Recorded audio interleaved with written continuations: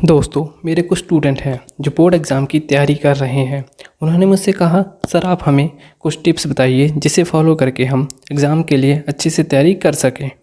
तो दोस्तों, मैंने सोचा कि यह प्रॉब्लम कुछ स्टूडेंट्स की नहीं है बल्कि सभी स्टूडेंट्स की है। हर स्टूडेंट एग्ज़ाम में एक अच्छे मार्क्स लाना चाहता है।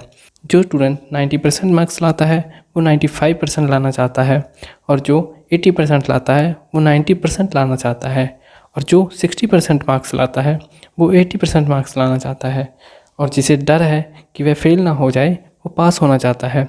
तो इसलिए दोस्तों, मैं ये वीडियो लाया हूँ जिसमें मैं आपको कुछ बातें शेयर करूँगा जिन्हें फॉलो करके आप 95% से ज़्यादा मार्क्स ला सकते हैं। इस वीडियो में मैं आपको कुछ पॉइंट्स बताऊँगा, तो चलिए शुरू करते हैं। तो पहला पॉइंट है, दोस्तों सबसे पहले अपने आप को सोशल मीडिया प्लेटफॉर्म से दूर कर लें। आप अपने फ़ोन को सिर्फ स्टडी के लिए यूज़ करें, क्योंकि सबसे ज़्यादा हम फ़ोन के द्वारा ही डिस्टर्ब होते हैं। तो दूसरा पॉइंट है, अपनी स्ट्रेंथ और वीकनेस को पहचानें।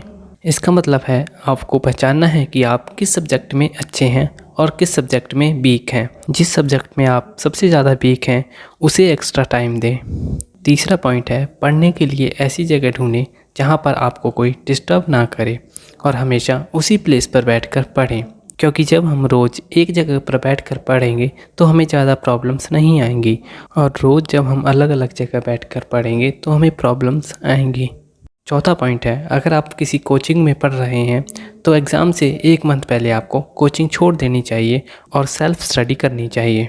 कोचिंग में सिर्फ आपको अपना सिलेबस कंप्लीट करना चाहिए, रिवीजन आपको अपने आप घर पर बैठकर करनी चाहिए। कोचिंग जाने से आने जाने में टाइम वेस्ट होगा, और कोचिंग में 20-30 स्टूडेंट होते हैं जहां पर आप अच्छे से रिवीजन नहीं कर पाएंगे। पांचवा पॉइंट है, आपको हमेशा सिलेबस के अकॉर्डिंग ही पढ़ना चाहिए।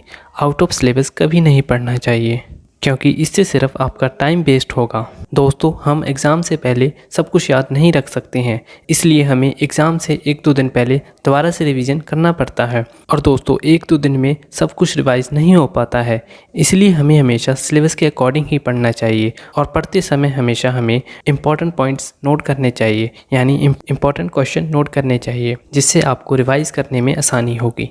छठा पॉइंट है, हमें हर चैप्टर को वेटेज के अकॉर्डिंग ही पढ़ना चाहिए। जैसे कि अगर चैप्टर 1 में से सिर्फ 2 मार्क्स के क्वेश्चन आते हैं तो उसे उसके अकॉर्डिंग ही पढ़ना चाहिए, और जिस चैप्टर में से सबसे ज़्यादा मार्क्स के क्वेश्चन आते हैं उसे ज़्यादा टाइम देना चाहिए।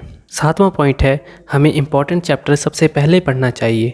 दोस्तों, क्या होता है, जब हम पढ़ना शुरू करते हैं तब हमारी एनर्जी बहुत होती है और हम सब कुछ याद करते हैं, लेकिन जैसे जैसे पढ़ते रहते हैं हमारी एनर्जी कम होती जाती है। इसलिए हमें इम्पॉर्टेंट चैप्टर पहले पढ़ लेने चाहिए, और जो इम्पॉर्टेंट नहीं है उन्हें बाद में पढ़ने चाहिए। सातवां पॉइंट है, हमें अपना सिलेबस टाइम से ख़त्म कर देना चाहिए और रिवीजन के लिए टाइम छोड़ना चाहिए। 10% मार्क्स आपके एग्ज़ाम से एक दिन पहले की पढ़ाई पर डिपेंड करते हैं। आठवां पॉइंट है, हमें कम से कम 6 घंटे की नींद लेनी चाहिए।